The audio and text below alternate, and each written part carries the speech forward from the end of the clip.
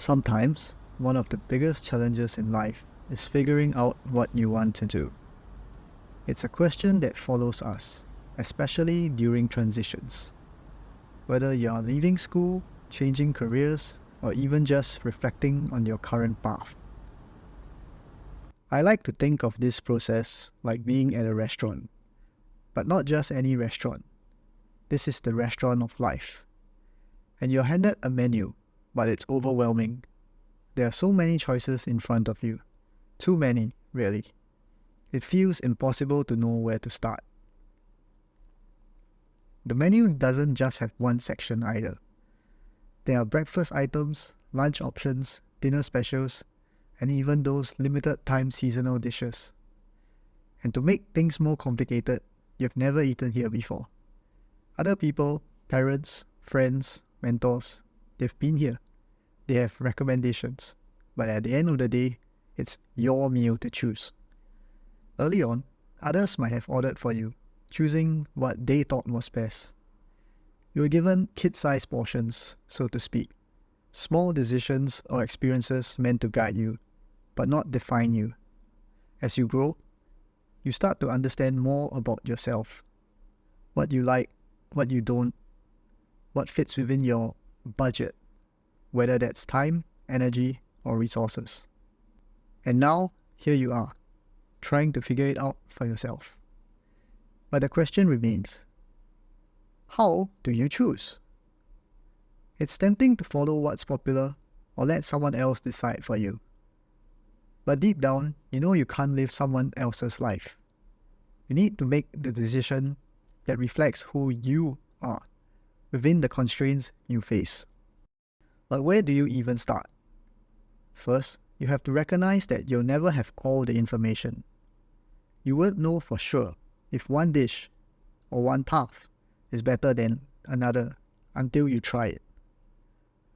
But what you do have is a sense of your preferences. Maybe you already know what you don't want, what feels wrong to you. You know you dislike bitter foods, or maybe you can only handle a certain amount of spice. This is like understanding what you can tolerate in life, the discomforts you're willing to endure, and the deal breakers you can't. This is where opportunity cost comes in. Every decision you make in life, whether it's to stay on your current path or try something new, comes with a trade-off. Holding on to one lifestyle, job, or relationship means you're choosing not to explore others. So if you're unhappy with your current situation, ask yourself, why? What is it about your job or life that isn't working for you? Is it the long hours that bother you? If so, why?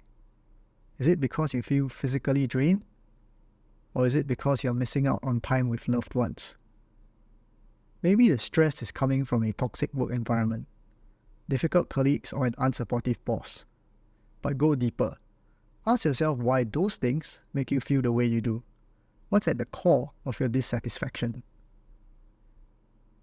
The more you ask why, the clearer your values become. You start to see what truly matters to you, what you're willing to accept, and what you simply can't. And this clarity, this understanding of your values and limits, is what will help guide your next decision. Now, when you look at the menu of life again, you do so with a more refined lens.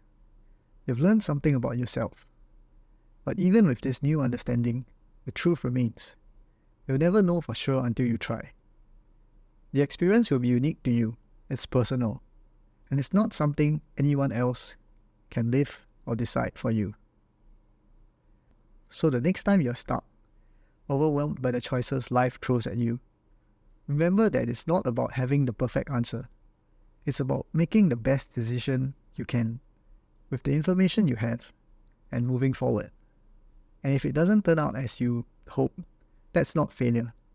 It's part of the learning process. Each choice, each experience teaches you something valuable about who you are and what you need. So embrace the uncertainty. It's all part of the journey.